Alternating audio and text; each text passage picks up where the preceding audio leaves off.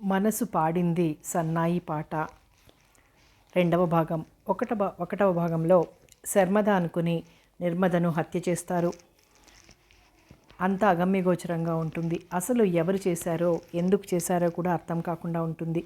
ఇక నిర్మదలాగా శర్మద నటించడం మొదలు పెడుతుంది. శర్మదను ప్రేమించిన వ్యక్తి పిచ్చివాడవుతాడు. కథ కొనసాగుతుంది. ఒకసారి నిర్మదని దీక్షితిని చూసొస్తానమ్మా చెప్పులేసుకుంటూ తల్లితో చెప్పాడు అభిలాష్. నాగమణి, ఏమిటత్తయ్యా, అబ్బాయి అలా బయటికెళ్తున్నాడు, ఇంట్లో ఏమీ తోచడం లేదని అంటున్నావుగా, నువ్వు కూడా వెళ్ళిరా వాడితో. నాగమణి తనతో రావడం అంతగా ఇష్టం లేకపోయినా పైకి ఏమీ అనలేక ఊరుకున్నాడు. ఇద్దరూ కలిసి వెళ్తుంటే వెనక నుంచి చూస్తూ, దేవుడా నీ దయ, వాడి మనసు మారి దీన్ని చేసుకుంటే నాకంతే చాలు, చిన్నగా నిట్టూర్చింది అలివేలు. రా బాబు, అభిలాష్ని లోపలికి ఆహ్వానిస్తూ పక్కనున్న అమ్మాయి వెంక ఎవరా అన్నట్టుగా చూసింది దీక్షిత. నాగమణిని పరిచయం చేశాడు. మా మామయ్య కూతురు ఊరు నుంచి వచ్చింది. అలాగా, రండి కూర్చోండి. నిర్మద ఎలా ఉంది? ఇదిగో పిలుస్తాను. అభిలాష్ రావడం తన గది కిటికీలోంచి చూస్తూనే ఉంది శర్మద. దీక్షిత పిలవడంతో అడుగులో అడుగు వేసుకుంటూ వచ్చి వంచిన తలెత్తకుండా నిలబడింది. అభిలాష్ కళ్ళు చెమ్మగిల్లాయి. తనకే ఈ బాధ మింగుడు పడటం లేదు. ఇక నిర్మదనేం ఓదార్చగలడు? సూటిగా ఆమె మొహంలోకి చూడలేకపోయాడు. ఓరగా నాగమణిని చూసింది శర్మద. నవ్వుతూ ఏదో అంటూ అభిలాష్ చేతి మీద తన చేతిని వేసింది నాగమణి. మల్లెలాంటి శర్మద మనసులో ముళ్ళు దిగినట్లయింది. కాఫీ తీసుకోండి బాబు.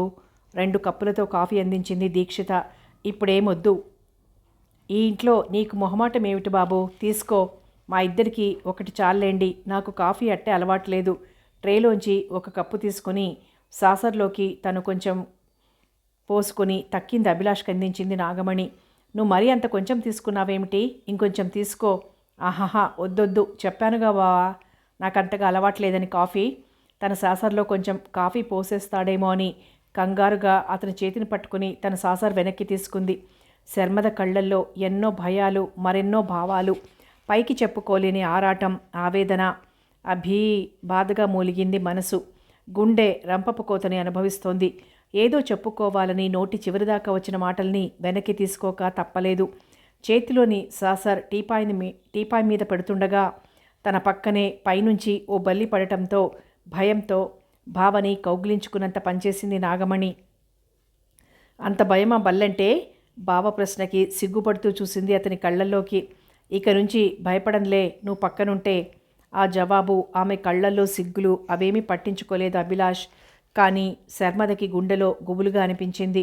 అభిలాష్ కౌగిట్లో ఒదిగిపోవాలనిపించింది. నువ్వు ఉండవలసింది నా పక్కన అభి, నా పక్కన. ఈ మాటలు గొంతులోనే ఉండిపోయాయి. భగవంతుడా, నా అభిని నాకు దూరం చెయ్యకు. సూటిగా అతని కళ్ళల్లోకి చూడలేని నిస్సహాయ స్థితిలో ఉన్నాను. నోరు విప్పి చెప్పుకోలేని పరిస్థితి అయిపోయింది. ఈ కష్టంలోంచి నన్ను బయటపడేసే భారం నీదే స్వామి. ఆ రోజు ఎప్పుడొస్తుందా అని ఎదురు చూడటం తప్ప ఏం చెయ్యాలో దిక్కుతోచని అయోమయావస్థలో ఉన్నాను. నమస్తే మిస్, చేతులు జోడించింది రమ. ఈ వానొకటి మొదలైంది, ఇంకా ఈ బస్సు రాదేం? లోపల విసుక్కుంటున్న స్వపంతి పక్కకు తిరిగి చూసింది. ఓ, నువ్వా రమా? ఒక్కదానివి ఇలా ఎక్కడికి? ఒక్కదాన్నే కాదు మిస్, మా బాబాయ్తో కలిసి బజార్ వచ్చాను. ఇప్పుడు ఇంటికి వెళ్ళిపోతున్నాం. బాబాయ్, ఈవిడే మా క్లాస్ టీచర్. చేతిలో పాకెట్లు కారు వెనక సీట్లో పడేసి తల తిప్పి చూశాడు విష్ణువర్ధన్. మీరు? ఆశ్చర్యంగానూ ఆనందంగానూ చూస్తున్నా అతని వైపే చూస్తూ అప్రయత్నంగా తను కూడా అంది. మీరా? ఈయన మా బాబాయ్ మిస్. ఇద్దరి మొహాల్లోకి వింతగా చూస్తూ అంది రమ. ఓ అలాగా, నమస్తే, చేతులు జోడించింది. నమస్తే. వాన పెద్దదయ్యేలా ఉంది, మేము ఇంటికే వెళ్తున్నాం. రండి, మిమ్మల్ని డ్రాప్ చేస్తాను. అబ్బే వద్దండి, థ్యాంక్స్. రండి మిస్, వానలో తడిసిపోతారు, పర్వాలేదు రండి. చనువుగా స్వపంతి చేయి పుచ్చుకుంది రమ.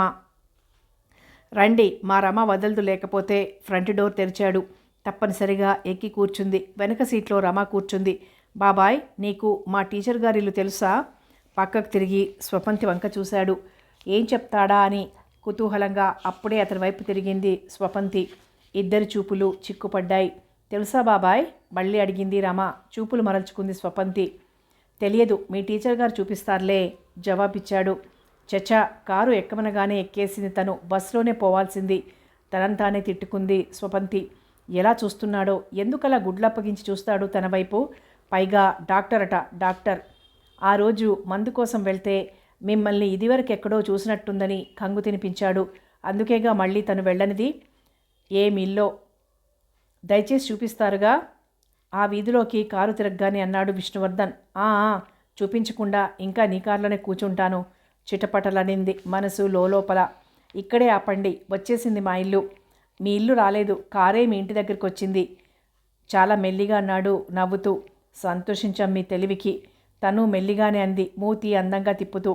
థ్యాంక్స్ చేతులు జోడించింది దిగిన తర్వాత. ఈ మాత్రానికే మనలో మనకి కృతజ్ఞతలేమిటిలేండి. బై మా రమ బాగా చదువుతోందా టీచర్ గారు? నవ్వొచ్చింది అతను టీచర్ గారు అంటూ దీర్ఘం తీస్తూ పిలిచినందుకు. ఫస్ట్గా చదువుతోంది డాక్టర్ గారు. ఓ, నేను డాక్టర్నని గుర్తుందన్నమాట. అందుకే కాబోలు మర్నాడు రమ్మంటే మళ్ళీ కనబడలేదు పేషెంట్. తమరి దర్శనానికి రాకపోతే పేషెంటు కులాసాగా ఉందని సంతోషించాలి. డాక్టర్ బుద్ధి పోనిచ్చుకున్నారు కాదు. అన్నేళ్లు చదివి వంట పట్టించుకున్నది ఎలా పోతుందనుకున్నారు? ఇదేమిటి, ఇతనితో ఇంత చనువుగా కబుర్లేమిటి తనకి?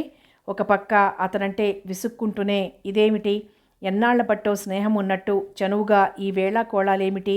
హఠాత్తుగా స్వపంతి ముఖంలో మారిన భావాలు చదవగలిగాడు విష్ణువర్ధన్. మరీ ఆలస్యం చెయ్యలేదు. ఓకే మరి సెలవా అంటూనే కారు స్టార్ట్ చేశాడు. చెయ్యి ఊపింది స్వపంతి రమకి టాటా చెప్తూ. మంచి ప్లాన్ వేశాను, ముందు గది అద్దెకిస్తాను తన నిర్ణయం తెలియజేశాడు కేశవరావు. ఎవరికి? నెమ్మదిగా అడిగింది రాజేశ్వరి. కాబోయే అల్లుడికి. అర్థం కానట్టు చూసింది. ఏమిటలా దేవ్యం మొహం వేసుకొని చూస్తావు? ఈ మాత్రం కూడా అర్థం కాలేదా? భర్త విసుగు చిరాకులకు అలవాటు పడిపోయింది ఆవిడ. మనసులోనే ఆ పతిదేవుడిని తిట్టుకుంటూ నోరు కట్టుకుని ఉండిపోయింది. భార్యనెప్పుడూ లోకుగానే చూశాడు కేశవరావు. తండ్రి సంపాదించి ఇచ్చిపోయిన ఆస్తి పిల్లలు పుట్టేనాటికి హారతి కర్పూరంలా కరిగించేసిన ఘనత అయింది. విలాస పురుషుడిలా గడిపిన ఆయనకి భార్య ఎప్పుడూ ఓ మనస్సున్న మనిషిలా కనిపించలేదు. దాంతో ఆవిడికి మొదటి నుంచి భర్త అంటే అయిష్టమే. కానీ విచిత్రం, ఎప్పుడూ ఆ ఇష్టాన్ని పొరపాటున కూడా ఎవరి ఎదురుగానూ బయటపడనిచ్చేది కాదు. పైగా తన భర్త అంత మంచివాడు, తెలివైనవాడు, ఎక్కడా ఉండనట్లు మాట్లాడేది అందరి దగ్గర. ఎలాంటి వాళ్ళు కూడా ఐసైపోయేలా నమ్మేసేలా మాటలు చెప్పగల చతురత కూడా ఉందావిడలో. చాలా మంచి సంబంధం అని అన్నీ నచ్చి పెళ్లి చూపులకి పిలవడం, వాళ్ళకి తన కూతురు నచ్చక ఊరుకుంటే అక్కసు కొద్దీ అది వరకు ఆ పిల్లాడెంతో బుద్ధిమంతుడన్న నోటితోనే అతనికి లేనివన్నీ ఆపాదించి వాళ్ళ దగ్గర వీళ్ళ దగ్గర ఆ సంబంధం గురించి చులకనగా మాట్లాడడం, ఇది ఆవిడ వరుస. ఆవిడ చెప్పేవన్నీ 100కి 100 పాళ్ళు నిజాలేనన్న అభిప్రాయం వినేవాళ్లలో కలిగేలా చెప్పగల నేర్పుందావిడికి. ఓ మంచి పెళ్లి కొడుకు అద్దెగది కోసం వెతుకుతున్నాడు. సుబ్బారావు గారి దూరపు బంధువట. తల్లి తండ్రి లేరు, నాన్న వాళ్ళెవ్వరూ లేరట. కావలసినంత ఆస్తి, సొంత ఊళ్ళో పొలాలు ఇల్లు ఉన్నాయట. కుర్రాడు బుద్ధిమంతుడు, చూడటానికి చక్కగా ఉంటాడు. ఉద్యోగరీత్యా ఈ ఊరొచ్చాడు. గది అద్దెకిచ్చినట్టే ఇచ్చి బుట్టలో వేసుకుంటే మన ఆఖరి పిల్ల పెళ్ళి అయిపోయినట్టే. మిగిలిన ఈ ఒక్క కుంపటి గుండెల మీద నుంచి దింపుకున్నట్టే. ఇవాళ సుబ్బారావు గారింట్లో చూశానా కుర్రాడిని. అతన్ని గురించిన వివరాలన్నీ ఆయన చెప్పాకే నాకు ఈ ఆలోచన వచ్చింది. మన ముందు వరండాలో ఉన్న గది ఆ కుర్రాడికి అద్దెకిస్తానని చెప్పాను. ఇంకొంచెం సేపట్లో వస్తాడు గది చూసుకునేందుకు. సంతోషంతో చెప్పడం ముగించాడు కేశవరావు. చాలా ఆనందంగా అనిపించింది రాజేశ్వరికి. అప్పుడే అమ్మాయి పెళ్ళి అయిపోయినట్టే ఊహల పందిరి వేసేసింది. అతను గదిలో సామాను సర్దుకుంటున్నట్టున్నాడు. ఆడపిల్లని ఇంట్లో ఉన్నావు, కాస్త వెళ్ళి సాయం చేయకూడదటే? తల్లి మొహంలోకి ఒక్క క్షణం చూసింది కాంచన. అర్థమైనట్టే అనిపించింది. హుషారుగా ముందు వరండాలోకి వెళ్ళింది. దగ్గరగా వేసి ఉన్న గది తలుపు మీద చిన్నగా తట్టింది. పూర్తిగా తెరుచుకున్నాయి తలుపులు. సామాను సర్దుకోవడంలో మీకు హెల్ప్ చేయమంది అమ్మ. అబ్బే, ఏమంత సామానుందని? అసలేది అక్కర్లేదండి తడబడిపోయాడు మూర్తి. చనువుగా లోపలికొచ్చి కిటికీ ఎక్కి కూర్చుంది. ఆ కిటికీలో ఉన్న ట్రాన్సిస్టర్ ఆన్ చేసింది. మీ అనుమతి లేకుండా మీ కిటికీలో కూర్చున్నాను, మీ ట్రాన్సిస్టర్ పెట్టాను. భలే వారే, ట్రాన్సిస్టర్ నాదంటే ఒప్పుకుంటాను, కానీ ఈ కిటికీ మీదే కదండి. కిలకిలా నవ్వింది కాంచన. మీరు బాగా మాట్లాడతారే. ఇవాళ నుంచి ఈ గది ఈ కిటికీ మీవి. థ్యాంక్స్. నేను ఇలా మీతో చనువుగా మాట్లాడుతున్నందుకు మీకు కోపం కానీ? అర్ధోక్తిలో ఆగిపోయింది. అబ్బబ్బే, కోపం ఎందుకు? అంతకంటే ఏమనాలో తెలియక నీళ్లు నమిలాడు. ఎందుకో తెలియదు, మిమ్మల్ని చూసిన మొదటి క్షణమే మీరు ఆప్తులుగా అనిపించారు తప్ప పరాయి వారిలా అనిపించలేదు. అందుకే మీతో ఇంత చనువుగా మాట్లాడగలుగుతున్నాను. మరేమనుకోకండి. మా అమ్మ నాన్నగారికి కూడా మీరు మా కుటుంబంలో ఒకరుగా అనిపించారే తప్ప పరాయి వాళ్ళలా అనిపించడం లేదట. మూర్తి అమాయకపు మనసు కరిగిపోయింది ఆ మాటలకి. అతనికి దూరపు బంధువులు తప్ప నాన్న వాళ్ళు లేరు. ఇంత ఆప్యాయత చూపించే వాళ్ళ ఇంట్లో తనకి గది దొరకడం నిజంగా తన అదృష్టం అనిపించింది. మనస్ఫూర్తిగా సంతోషించాడు. ఆ రాత్రి ఓ పట్టాన నిద్ర పట్టలేదు కాంచనకి ఆలోచనలతో. అక్కయ్యల పెళ్ళిళ్ళు ఎలా జరిగాయో తనకి తెలియదు. పెద్దక్కని సుశీలమ్మ గారి ఊరు పంపించారు నాన్నగారు. ఓ నెల్లాళ్ల పాటు. ఆవిడ తమకి అక్క వరుస. ఆవిడ మరదొకడున్నాడు. అప్పట్లో పెళ్లికి నాన్నగారి ఆశ ఫలించింది. అక్క కథంతో అయిన పరిచయం ప్రేమగాను ప్రేమ పెళ్లిగాను రూపుదిద్దుకుంది. రెండో అక్కని తరచుగా దాని ప్రాణ స్నేహితురాలు ఊరికి పంపిస్తూ ఉండేవారు సెలవుల్లో. కారణం ఆ స్నేహితురాలి అన్నయ్య పెళ్లికున్నాడు. ఈడు జోడు కుదిరినవాడు. కావాల్సిన వాళ్ళు సంబంధం కలుపుకునేందుకు అడ్డేమీ లేనివాళ్ళు. ఆ ప్లాన్ కూడా జయప్రదమైంది. బెడిసి కొట్టి ఉంటే ఏం చేసి ఉండేవారో ఆ దేవుడికే తెలియాలి. ఇప్పుడు ఈ మూర్తి విషయంలో అమ్మా నాన్నగారుల అభిప్రాయం అర్థమైపోయింది. అంటే అంతా ఇప్పుడు తనదే పూచి అతన్ని వల్లో వేసుకోవడమో బుట్టలో వేసుకోవడమో చేసి చూపించాలి. మూడో అక్కయ్య ముప్పు తిప్పలు పడిందిలాగే పక్కింట్లో అద్దెకి దిగిన అబ్బాయితో కావాలనే పరిచయం చేశారు దానికి నాన్నగారు. అది కూడా సవ్యంగా పెళ్లిదాకా లాక్కెళ్ళింది కథ. ఇప్పుడు ఇంకా తాను నడపాలి కదా. స్కూల్ వదిలిపెట్టాక మిమ్మల్ని ఒకసారి అయ్యగారు రమ్మన్నారంటూ యశోమిత్ర నౌకరు మధ్యాహ్నం వచ్చి చెప్పడం గుర్తుంది స్వపంతికి. అందుకే ఇంటికి వెళ్లకుండా అతన్ని కలుసుకునేందుకు బయలుదేరింది. రా ఎప్పుడొచ్చారు ఊరు నుంచి? పొద్దునొచ్చాను. రా కూర్చో. అతను కూర్చున్న సోఫాకి ఎదురుగా మరో సోఫాలో కూర్చుంది స్వపంతి. ఎన్నాళ్ళిలా దూరం? ఇలా వచ్చి కూర్చో. తన పక్కన చోటు చూపించాడు. అబ్బో ఎంత ఆశ. దేనికైనా ముహూర్తం రావాలి. ఈ యశోమిత్ర తలుచుకుంటే ముహూర్తాలకేం కొదవా?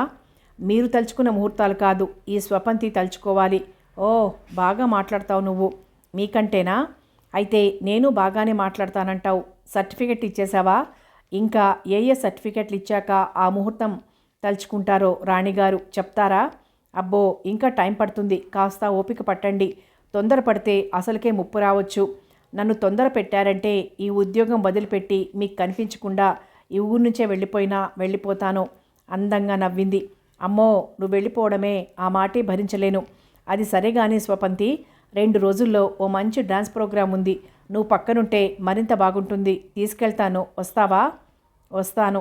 పొంగిపోయాడు టక్కున వచ్చిన జవాబుకి. ఏటొచ్చి పిడుగులాంటి పిల్ల మెల్లిగా లొంగదీసుకోవాలి. తొందరపడకూడదని తనకు తనే నచ్చజెప్పుకున్నాడు. కాఫీ టిఫిను ఎదురుగా టీపాయ్ మీద పెట్టి వెళ్ళాడు నౌకరు. తనకిప్పుడేం వద్దంటూ మృదువుగానే తిరస్కరించినా అతను ఒప్పుకోకపోవడంతో తప్పనిసరిగా కాఫీ మటుకు తీసుకుంది. ఓకే మరి నేను వెళ్ళిరానా? ఊరు నుంచి రాగానే నన్ను చూడాలనిపించి కబురు చేశారన్నమాట రమ్మని. క్రీగంటె చూసింది నవ్వుతూ. అంతేగా మరి. థ్యాంక్స్. నో రమ్మనగానే వచ్చి దర్శన భాగ్యం కలిగించినందుకు నేనే థ్యాంక్స్ చెప్పుకోవాలి. సరే నేను మీకు మీరు నాకు ఇలా థ్యాంక్స్ చెప్పుకుంటూ కూర్చుంటే నేను ఇంటికి చేరేదెప్పుడు? వస్తాను. కొంచెంసేపు వెయిట్ చేయరాదు?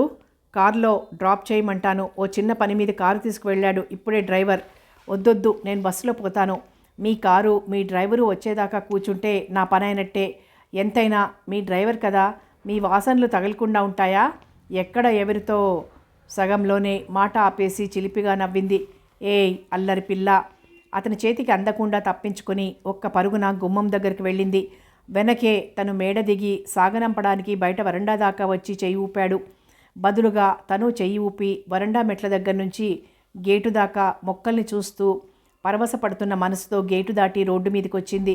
4 అడుగులు వేసిందో లేదో వెనక నుంచి రయ్యిన దూసుకొచ్చిన కారు తన పక్కనే ఆగడంతో ఉలిక్కిపడి అలాగే నిలబడిపోయింది. ఏదో దీర్ఘాలోచనలో ఉన్నట్టున్నారే. రోడ్డు మీద ఆలోచిస్తూ నడవడం అంత మంచిది కాదు. రండెక్కండి. వంగి ఫ్రంట్ డోర్ తెరిచాడు డాక్టర్ విష్ణువర్ధన్. ఏమిటి ఇతని చొరవ? ఒళ్ళు మండుకొచ్చింది. థ్యాంక్స్, అవసరం లేదు, మీరు వెళ్ళండి. ప్లీజ్ కాదనకండి. తెలిసిన వాళ్ళం, ఒకరికొకరం, ఆ మాత్రం పర్వాలేదు. రండి. తెలిసిన వాళ్ళం.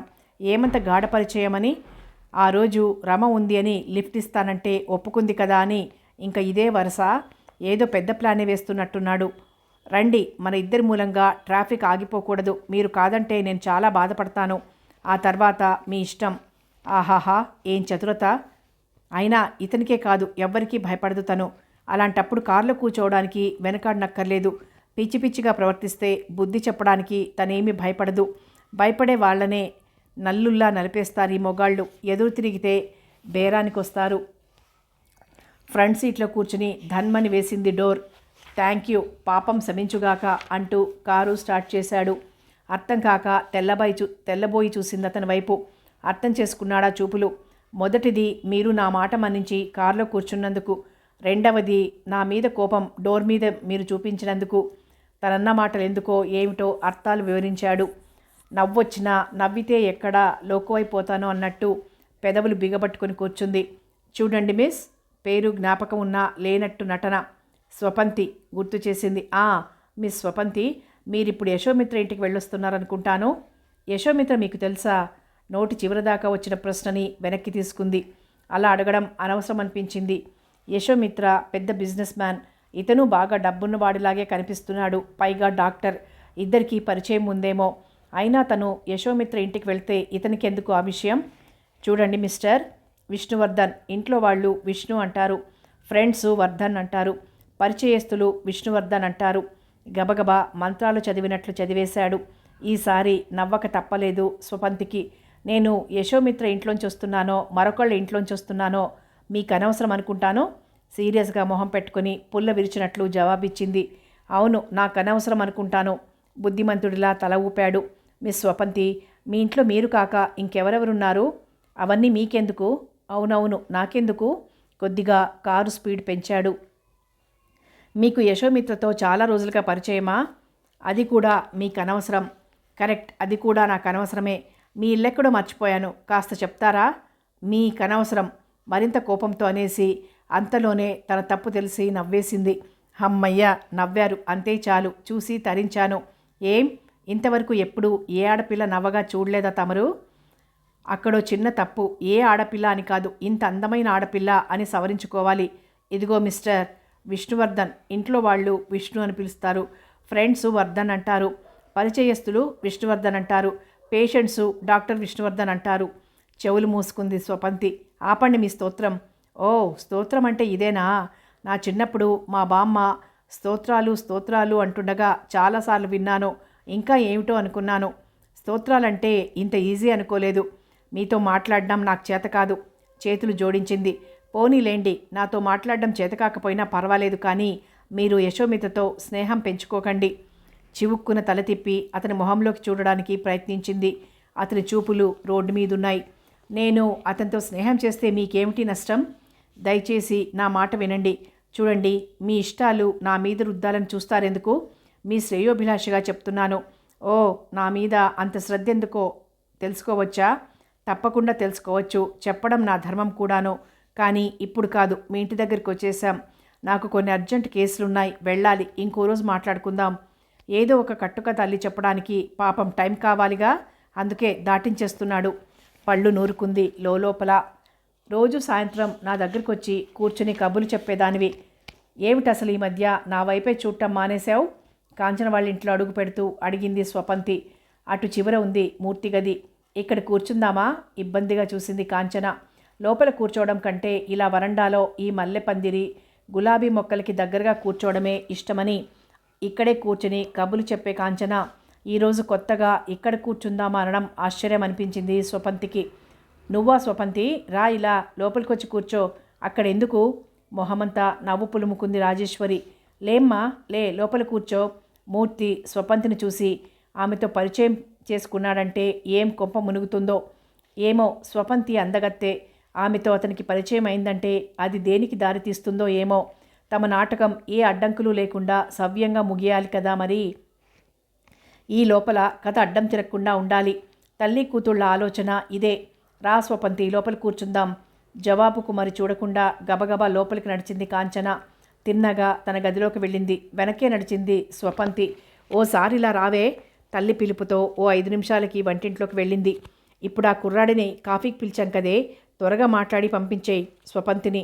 ఆతృత గొంతులో తొణికిసలాడుతుండగా కూతుర్ని హెచ్చరించింది. కాంచనికి కంగారుగానే ఉంది. మూర్తితో తన స్నేహం వృద్ధి అవ్వడానికి ఇంకా కొంత టైం పడుతుంది. ఈ లోపల అతనికి స్వపంతితో పరిచయం అవ్వకుండా ఉండాలి. లేకపోతే ఈ అందాల రాశి పక్కన తనో దిష్టిబొమ్మలా కనబడుతుంది. ఇన్నాళ్లలో ఎప్పుడూ స్వపంతి అందంతో తన రూపాన్ని పోల్చుకొని కాంచన, స్వపంతి లాంటి ఓ మంచి స్నేహితురాలు పక్కనే ఉన్నందుకు సంతోషిస్తున్న కాంచన ఈరోజు కుతకుతలాడిపోతున్న మనసుతో ఇబ్బందిగా ఫీల్ అవుతోంది. అరే, ఏమిటలా ఉన్నావు? ఒంట్లో బాగోలేదా? కాంచన మొహంలో కొట్టొచ్చినట్లు కనిపిస్తున్న మార్పుకి భాష్యం చెప్పుకోలేకపోయింది స్వపంతి. ఎలా ఉన్నాను? బాగానే ఉన్నానే, చిన్నగా నిట్టూచింది స్వపంతి. ఈ మధ్య నీలో ఏదో మార్పు వచ్చినట్లు కనబడుతోంది. నేను మీ ఇంట్లో అడుగు పెట్టగానే, లేదా నువ్వు నా దగ్గరికి వచ్చినా నోటికి తాళం వేయకుండా ఆగకుండా కబుర్లు చెప్పేదానివి ఇదివరకు. ఇప్పుడు పొడి పొడిగా మాట్లాడుతున్నావు. ఏమిటో ఇవాళ చాలా విసుగ్గా ఉంది. ఎందుకో తెలియదు. నీకు విసుగ్గా ఉంటే పైన డాబా మీద కూర్చుందాంరా, కాసేపు చల్లగా ఉంటుంది. అమ్మ బాబోయ్, ఉలిక్కి పడింది కాంచన. ఇంకా నువ్వు చీర మార్చుకోలేదేమిటి అంటూ హడావిడిగా తల్లి గదిలోకి రావడంతో స్వపంతికి కాస్త కాఫీ ఇవ్వమ్మా అంది కాంచన. నాకిప్పుడు కాఫీ వద్దు తల్లి, తాగే వస్తున్నాను. చీర మార్చుకోమంటున్నారు మీ అమ్మగారు. బయటికి ఎక్కడికో వెళ్తున్నారు మీరు. నేను వచ్చి కూర్చున్నాను అడ్డు, ఇంకా వెళ్తాను. లేచింది స్వపంతి మొహమాట పడుతూ. అబ్బే, మేమెక్కడికి వెళ్ళలేదమ్మా. వీళ్ళ నాన్నగారు ఎవరినో కాఫీకి పిలిచారు. ఇప్పుడు వచ్చే వేళయింది అందుకని. అలాగా, అయితే మీ పనులు చూసుకోండి, రేపు కలుసుకోవచ్చు. మళ్ళీ వస్తాను నవ్వుతూ అక్కడి నుంచి వచ్చేసింది. హమ్మయ్య, గుండెల మీద చెయ్యి వేసుకుని తేలిగ్గా గాలి పీల్చుకుంది కాంచన. మరి కాసేపట్లో ఆమె అందంగా తయారవడం ముగించేసరికి గుమ్మంలో మొహమాటంగా తచ్చాడుతూ కనిపించాడు మూర్తి. అక్కడే నిలబడిపోయారేమిటి? రండి లోపలికి. మీ నాన్నగారు ఇంకా రాలేదా అండి? చిన్నగా నసుగుతూ డ్రాయింగ్ రూమ్లో కడుగు పెట్టాడు. లేదు, ఇంకా రాలేదు. రండి లోపలికి రండి అంటూనే తల్లిని కేకేసింది కాంచన. వచ్చావా బాబు, రా లోపలికొచ్చి కూర్చో. మొహమాట పడుకు, నీ ఇల్లే అనుకో ఆప్యాయంగా మాట్లాడే ఆవిడతో చిన్నతనంలోనే కోల్పోయిన తల్లిని చూసుకుని సంతోషించింది మూర్తి మనస్సు. ఆ ఆనందం అతని కళ్ళల్లో తొణికిసలాడింది. ఆవిడ పట్ల అభిమానం, గౌరవం చోటు చేసుకున్నాయి మనసులో. ఎంత మంచివాళ్ళు వీళ్ళు.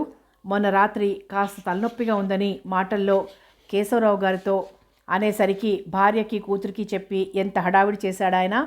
ఇంకా తల్లి కూతుళ్ళిద్దరూ ఒకళ్ళు అమృతాంజనం విస్ప్రో అందించి, ఒకళ్ళు వేడివేడి కాఫీ అందించి ప్రతి నిమిషం ఎలా ఉంది, తగ్గిందా అంటూ కనుక్కుంటూ ఎంత హడావిడి చేశారు, ఎంత భయపడిపోయారు.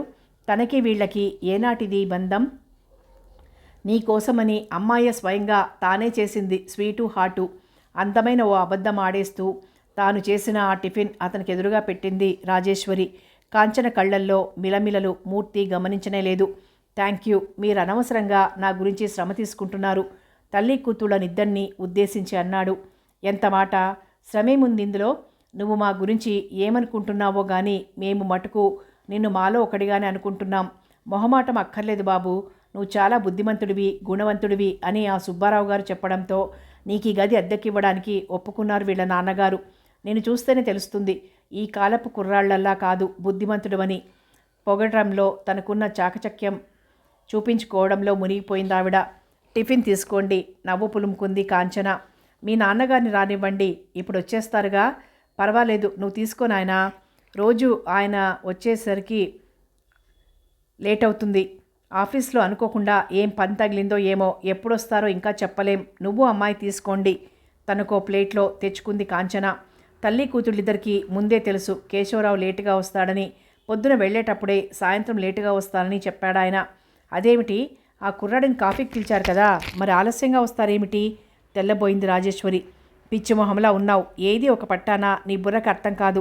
ఆ అబ్బాయిని ఈరోజు పిలిచాను కనుకనే ఇవాళ నేను ఆలస్యంగా ఇంటికి రావాల్సిందే. అమ్మాయి అబ్బాయి కాసేపు మాట్లాడుకుంటారు చనువుగా, అందుకే కదా నేను పిలుస్తున్నది. మధ్యలో నేనెందుకు? ఆఫీస్లో అర్జెంట్ వర్క్ తగలడంతో ఇంటికి ఆలస్యంగా రావాల్సి వచ్చిందని రేపు ఆ కుర్రాడితో నేను చెప్పుకుంటానులే. తల్లిదండ్రుల సంభాషణ విననే వింది కాంచన. తన వంతు పాత్ర తను సరిగ్గా నిర్వహించి తండ్రిని మెప్పించాలని ఆ క్షణంలో నిర్ణయించుకుంది. ప్లేటు మూర్తికి అందిస్తూ కావాలనే చేతివేళ్లు తాకించింది కాంచన. తల వంచి రెప్పలు పైకెత్తి అదోలా చూసింది. చటుక్కున చూపులు చేతిలో ఉన్న ప్లేట్లోకి జార్చాడు మూర్తి. ఉసూరు మంది కాంచన మనసు. కొత్త సినిమాకి టికెట్లు దొరక్క ఇంటికి తిరిగి వచ్చేసినట్టు. ఏదో మాట్లాడుతూ సశేష నవలలా సగంలో జారుకుంది రాజేశ్వరి వంటింట్లోకి. కాంచన దృష్టి అతని మీద, అతని దృష్టి టిఫిన్ ప్లేట్ మీద మిగిలాయి. ఎలా ఉంది స్వీట్? మూర్తి స్వీట్ తినడం పూర్తి చేసి క్యాబేజీ పకోడీలు తినబోతుండగా అడిగింది. కృష్ణశాస్త్రి గేయంలా మధురంగా ఉంది. కళ్ళతో నవ్వాడు. ఓ నిమిషం ఆగి మళ్ళీ అడిగింది మెల్లిగా, మరి హాట్ ఎలా ఉందో?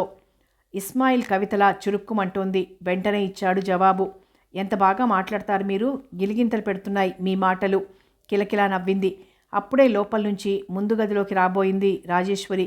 ఊపిరి బిగబట్టుకొని హీరోయిన్ పడే కష్టాలు చూసి ఏడ్చి ఏడ్చి తెచ్చుకున్న రుమాలు తడిసి ముద్దగా అయిపోగా చీర కొంగు కూడా తడిముద్ద చేసుకుని చివరికి సినిమా సుఖాంతం అవ్వడంతో హమ్మయ్యా అనుకుని తేలిగ్గా ఊపిరి వదులుతూ థియేటర్లోంచి బయటపడిన మహిళా ప్రేక్షకురాలిలా కూతురి కిలకిలలు పకపకలు విని అమ్మయ్యా అనుకుని తేలిగ్గా ఊపిరి వదిలిందావిడ.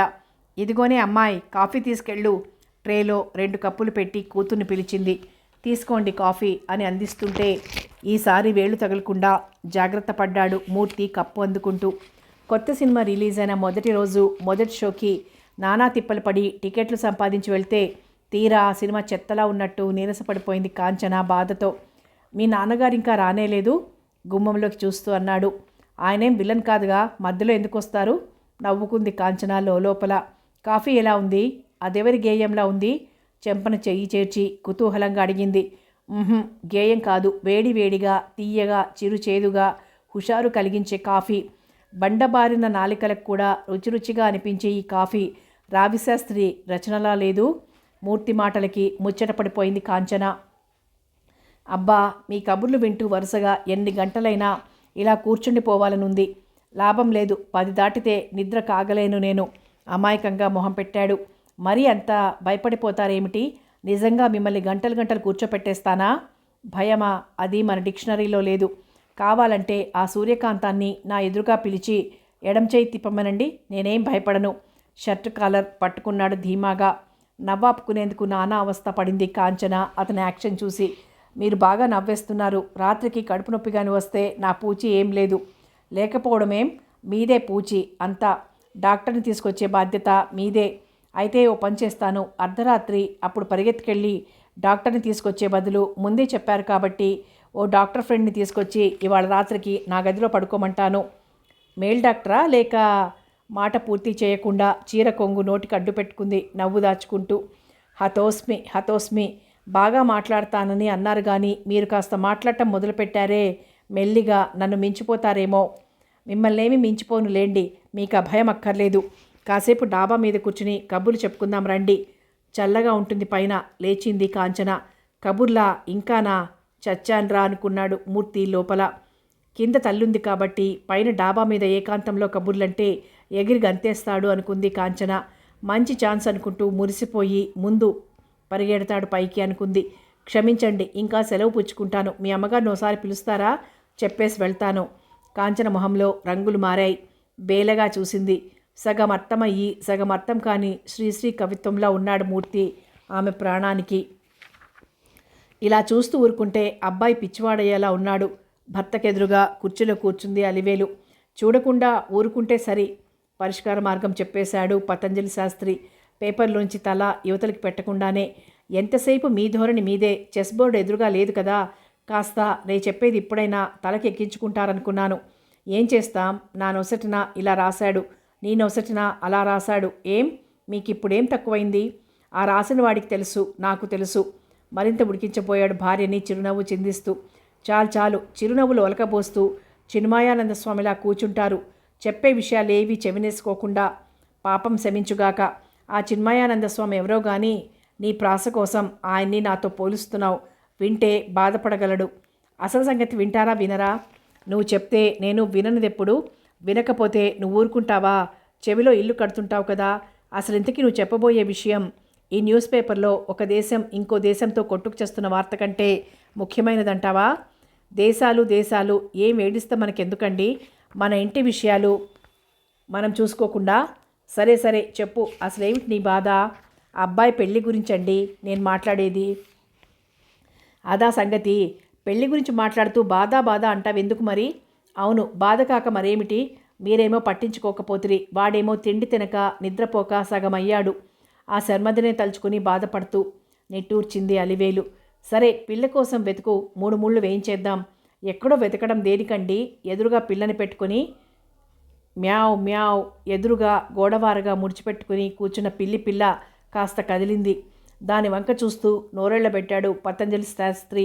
ఇదా అన్యాయం, ఈ పిల్లి పిల్లని కట్టుపెడతావా వాడికి?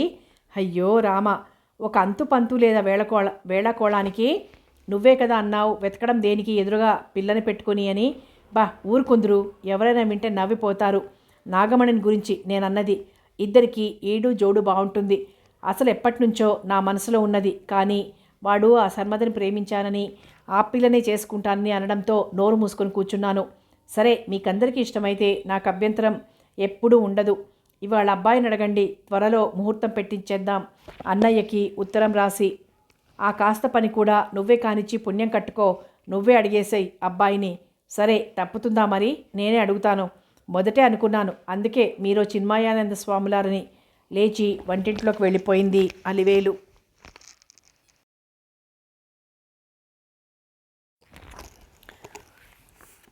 రాత్రి 9 అయింది. గదిలో గడ్డం కింద చెయ్యి పెట్టుకుని మంచం మీద కూర్చుని ఉంది శర్మద. పక్కనే కింద చాపం మీద కూర్చునుంది దీక్షిత. గుమ్మంలోనే సింహంలా కూర్చుంది నీనా. దీక్షితతో ఎన్నో మాట్లాడాలని ఉంది శర్మదికి. అయినా నోరు విప్పడానికి లేదు. కాలక్షేపానికి పుస్తకాలు ఏమైనా చదువుకోవాలనుంది. కానీ అది చెయ్యడానికి వీల్లేదు. నిర్మదకి చదువు రాదు కదా మరి. ప్రతి నిమిషం అడుగు తీసి అడుగు వేస్తే నీడలా తనని అంటిపెట్టుకుని ఈ నీనా ఒకటి ఉంది తన ప్రాణానికి. రాత్రి పగలు తనకి కాపలాగా అనవసరంగా ఈ రౌడీ రాడిని పెట్టి వెళ్ళాడు.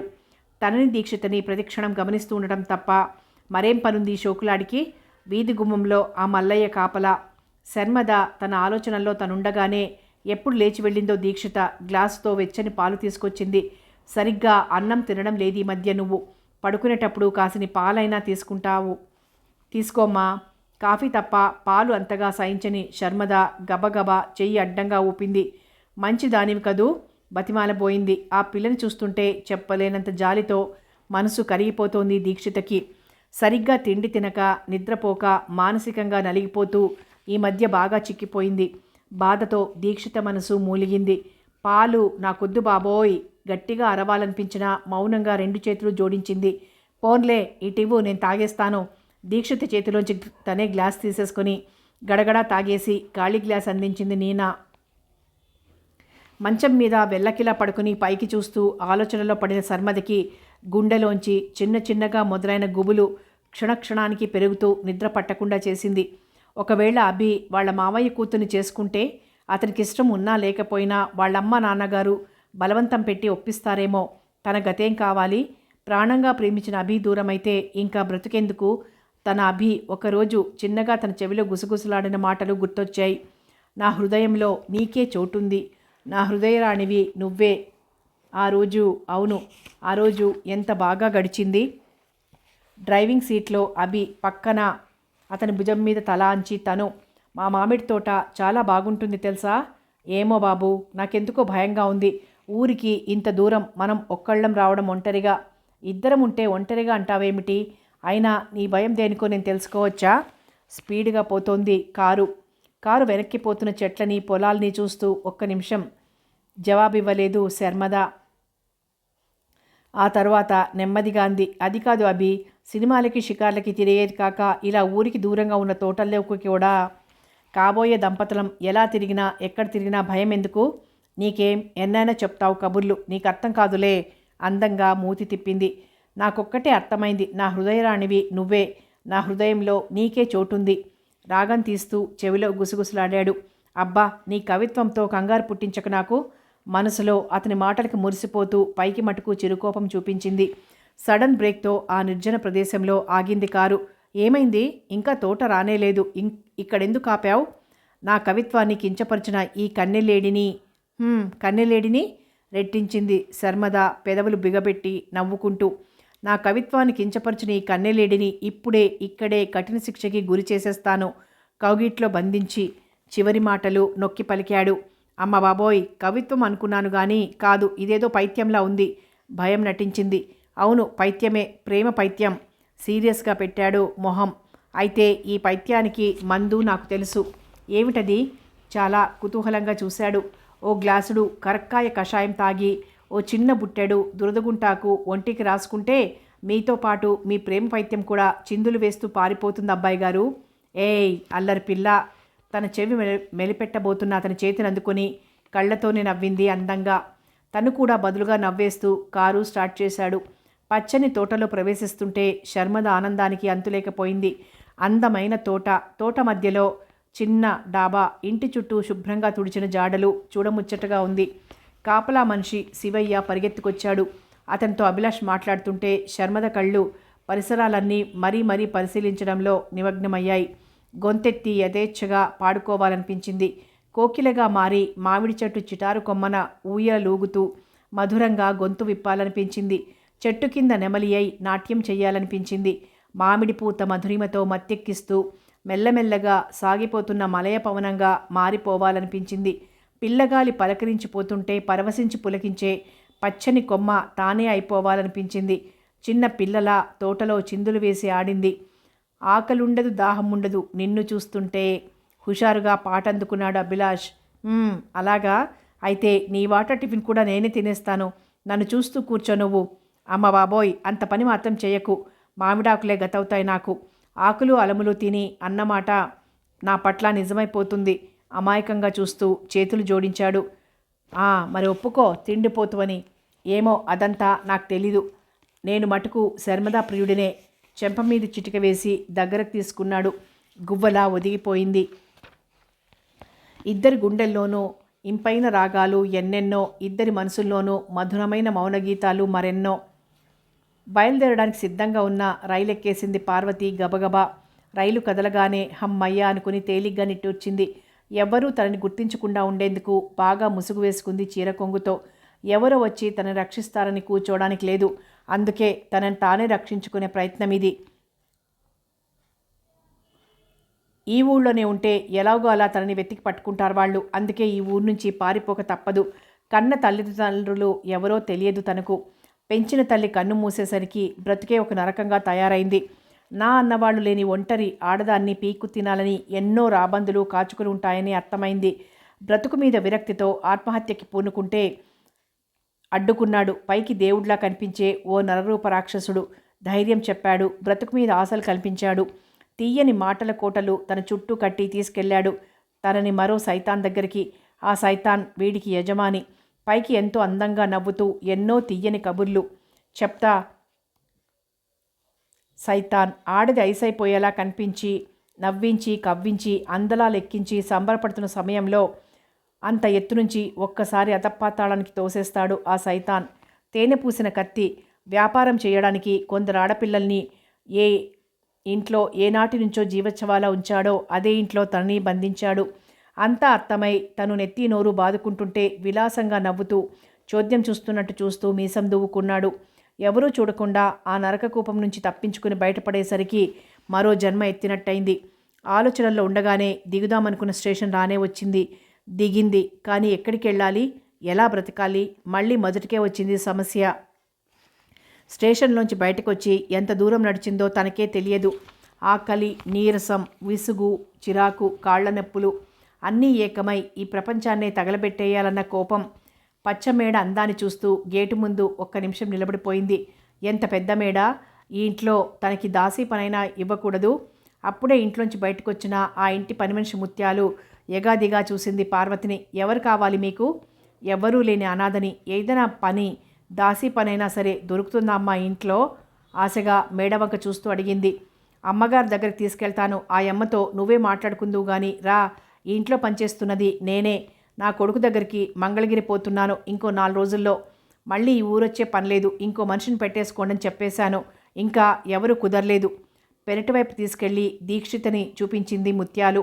అమ్మా, ఏదైనా పని, దాసీ పనైనా సరే ఇప్పించండమ్మా. చేతులు జోడించి వినయంగా విన్నవించుకుంది పార్వతి. బెల్లం కొట్టిన రాయిలా నిలబడిపోయింది దీక్షిత. 20 ఏళ్ల కిందట ఇదే ఇంటి గుమ్మంలో నిలబడి తను దీనంగా ఈ ఇంటి యజమానురాల్ని పనిప్పించమని అడగడం గుర్తొచ్చింది. కట్టుకున్న భర్త చెప్పా పెట్టకుండా వదిలేసి వెళ్ళిపోతే, 2 ఏళ్ల కూతురు తప్పిపోతే ఒంటరిగా మిగిలిపోయిన తను 20 ఏళ్ల కిందట తన 30వ ఏట ఈ ఊరు చేరి ఈ ఇంటి ముందు నిలబడి అమ్మా, వంట మనిషి కావాలా అమ్మా అని దీనంగా అడిగింది. ఆ రోజే ఈ ఇంట్లో చేరి తన మంచితనంతో ఇంట్లో వాళ్ళ అభిమానాన్ని పొందింది. ఇప్పుడు ఇప్పుడు ఈ అమ్మాయి ఎవరో పాపం సంస్కారం గల కుటుంబంలో పిల్లలానే ఉంది. ఎంత కళ, ఎంత అందం, ఎంత వినయం ఆ ముఖంలో. నీ పేరేమిటమ్మా? దీక్షిత్ చూపుల్లో జాలి. ఇప్పుడు ఈ కొత్త ఊళ్ళో కొత్త జీవితానికి నాంది పలకబోతున్న తను పాత పేరు బయట పెట్టుకోకపోవడమే ఎందుకైనా మంచిది. ఒక్క క్షణం ఆలోచించింది పార్వతి. నా పేరు గౌరీ.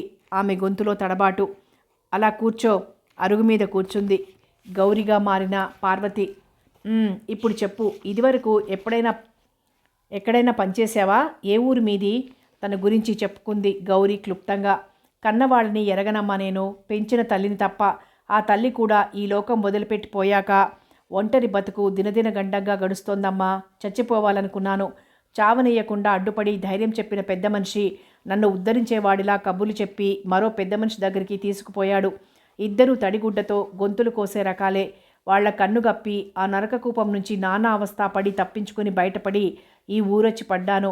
మీలాంటి వాళ్ళెవరన్నా దయతల్చకపోతే ఇంక నాకు చావే గతి. దుఃఖం ఆగక గొంతు బాధతో రుద్ధమైంది. కొంగుతో కళ్ళు తుడుచుకుంది. నిన్ను చూస్తే జాలేస్తోంది. ఈ చిన్న వయసులో నీకెంత కష్టం వచ్చి పడింది. ఇవాళ నుంచి ఈ ఇంట్లోనే ఉండొచ్చు నువ్వు. ఎవరే పని చెప్పినా విసుక్కోకుండా చేసుకుపోతూ మంచిగా మసులుకోవాలి, తెలిసిందా? అలాగేనమ్మా, మీకు నేనెంతో రుణపడి ఉంటాను. మీ మేలు మర్చిపోను. చటుక్కున లేచి దీక్షిత కాళ్ళకి నమస్కరించింది గౌరీ. చచ, ఇదేమిటి? లేలే, నీబోటి దాన్నే నేనూను. నేనెక్కువ కాదు, నువ్వు తక్కువ కాదు. లేవదీసి ప్రేమగా తలనిమిరింది. కొండంత బరువు దించుకున్నట్టయింది గౌరికి. ఆప్యాయంగా తలనిమిరే దీక్షిత చేతులు కొండంత అండలా అనిపించాయి. కరుణ నిండిన ఆమె కళ్ళు ఎంతటి కలవరాన్నైనా చిటికెలో మాయం చేసే కోవెల వాకిళ్ళు అనిపించాయి. కష్టంలో సేద తీర్చే ఆమె పలుకులు కోవెల జేగంటలు అనిపించాయి. కథ కొనసాగుతుంది.